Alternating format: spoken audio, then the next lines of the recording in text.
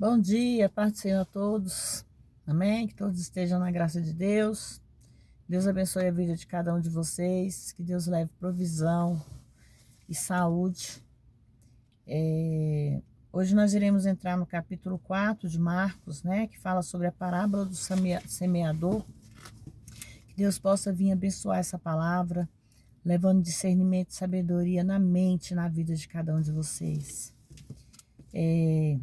Versículo 1 fala: E outra vez Jesus começou a ensinar junto ao mar, e ele ajuntou-se grande multidão, de sorte que entrou ele e assentou-se em um barco sobre o mar. Toda a multidão permaneceu em terra junto ao mar. E lhes ensinava as parábolas muitas coisas, e lhes dizia em sua doutrina: Ouve, eis que o semeador saiu a semear. Aconteceu que, semeando ele uma parte da semente, caiu junto ao caminho, e vieram as aves do céu e devoraram. Outra parte caiu sobre os pedregais, onde não tinha muita terra, e logo nasceu, porque não tinha terra profunda. Mas saiu o sol, queimou e deixou-a, e porque não tinha raiz, secou. Outra parte caiu entre os espinhos, e crescendo os espinhos a sufocaram, e não deu fruto. Outra parte caiu em boa terra, e deu fruto, que nasceu e cresceu, e produziu 30, e outros 60, e outros 100. E então lhes disse: Quem tem ouvidos para ouvir, ouça. Vamos definir um pouquinho aqui esse versículo, irmãos.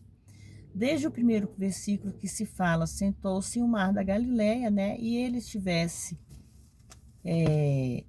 ficado na praia, os doentes poderiam tê-lo tocado, sendo assim curados. Mas sua tarefa como servo era tratar o pecado e não dos seus efeitos. Essa parábola está em Mateus 13 e é repetida em Lucas, capítulo 8.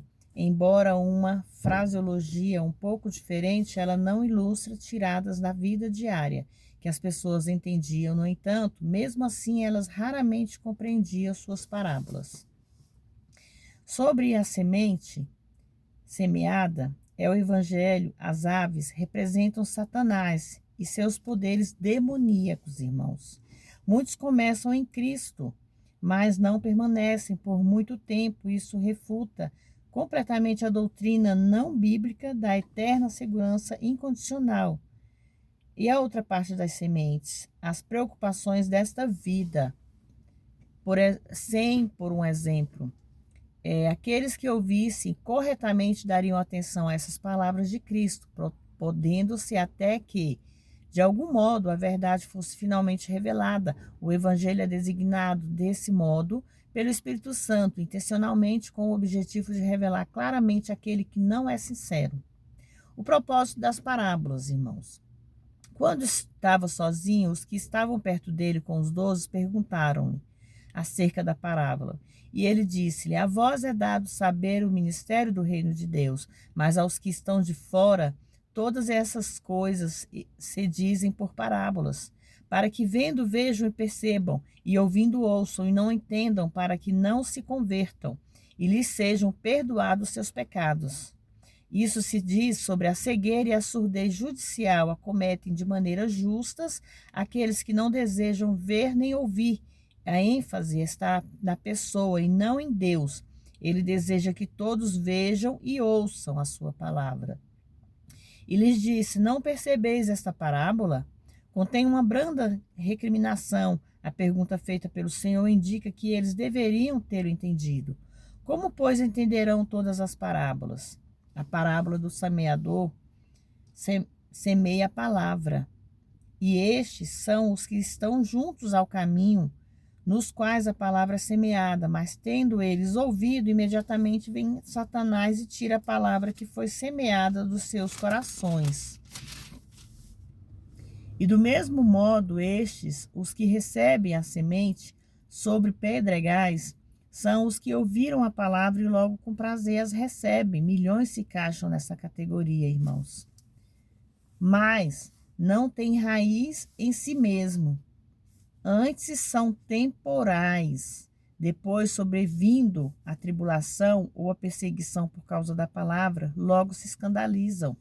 E estes, os que recebem a semente entre os espinhos, os quais ouvem a palavra, mas os cuidados deste mundo o enganam. As riquezas, as ambições, as doutrinas, coisas entrando, sufocam a palavra e fica infrutífera.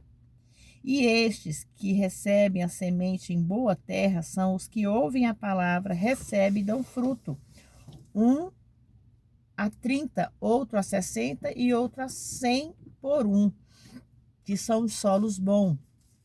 O evangelho também diz-lhes: vem porventura a candeira para se posta debaixo do alqueire, ou debaixo da cama, não vem antes para se colocar nos velador?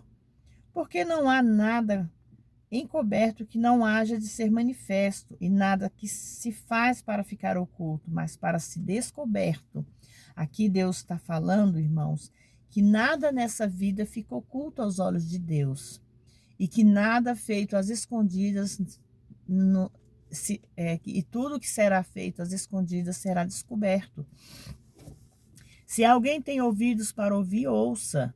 E disse-lhes também: atendei o que ides ouvir,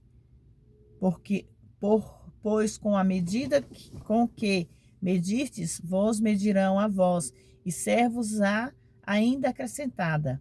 Porque ao que tem ser-lhes é dado, e ao que não tem há de lhe será tirado. Parábola da semente. E dizia: o reino de Deus é assim como um homem lançasse semente à terra, e dormisse, se levantasse da noite o dia, e a semente brotasse e crescesse, não sabendo ele como. Porque a terra por si mesma frutifica, primeiro a erva, depois as espigas, e depois o grão, nas espigas. E quando já há fruto se mostra, mete-lhe logo a foice, porque a hora da colheita chegou. A parábola da semente da mostarda. Irmão, antes da parábola aqui dessa semente, que quando já é fruto se mostra, dá-lhe logo a foice, porque a hora da colheita chegou. Refere-se ao final dos tempos, quando a igreja será chamada a prestar contas. A parábola da semente da mostarda dizia a que semelharemos o reino de Deus, ou que parábola representaremos. É como um grão de mostarda que, quando se semeia na terra, é menor que todas as sementes que há na terra. Mas, tendo sido semeado, cresce e faz-se a maior de todas as hortaliças e cria grandes ramos, que, de tal maneira que as aves do céu podem aninhar-se debaixo da sua sombra. E com muitas parábolas tais lhes dirigia a palavra conforme o que podia entender. E sem parábolas nunca lhe falava, porém, a seus discípulos em particular, ele dava tudo. Irmão, sobre a semente da mostarda, nós sabemos que a semente da mostarda é uma árvore imensa, né? E a semente é super, super minúscula. Então, a nossa fé, ela tem que ser assim, como um grão de mostarda, que quando ela dá frutos, ela já está enorme. Então, nós temos que basear nossa fé, que nossa fé seja grande, como um grão de mostarda, que às vezes as pessoas falam: nossa, mas um grão de mostarda é tão pequenininho, mas o fruto que essa semente dá, ela é grandiosa, e que nossa fé possa ser assim. Jesus acalma a tempestade e disse-lhes: aquele dia, sendo já tarde, saímos para outro lado do mar, e despedindo a multidão, levamo-no consigo assim como está no barco. E havia também ele outros barquinhos, e levantou-se grande tempestade de vento, que jogava as ondas sobre o barco, de tal maneira que já se enchia de água.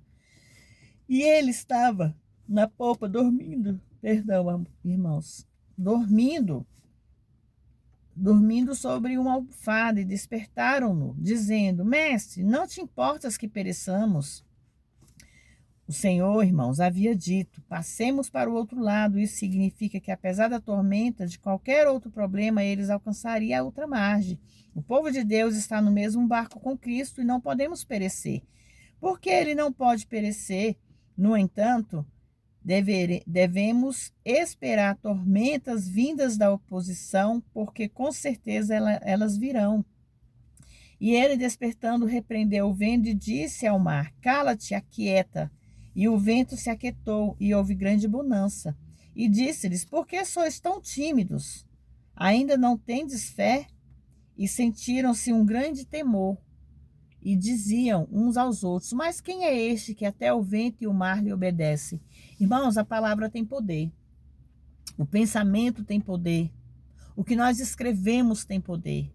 Então nós temos que entender que se nós profetizamos o bem, nós colheremos o bem, nós teremos o bem. Se nós profetizamos a cura, nós seremos curados e curaremos quem precisa. Então que nós venhamos entender que nós somos como Deus, como Jesus. A partir do momento que nós abrimos a boca para profetizar coisas boas acontecerão. Então que vocês possam crer e acreditar que tudo que sair de sua boca, tudo que ouviste sair da sua boca, que seja coisas boas. Nunca profetize: eu tô doente, eu tô me sentindo mal, eu não sei se eu vou me curar. Vocês serão curados, seus filhos serão libertos, seus esposos serão abençoados. A sua família será restaurada. Somente creia e acredite que Deus tudo pode. E somente Ele pode mudar nossas vidas. Amém? Fiquem todos na paz do Senhor e que Deus abençoe a vida de cada um de vocês.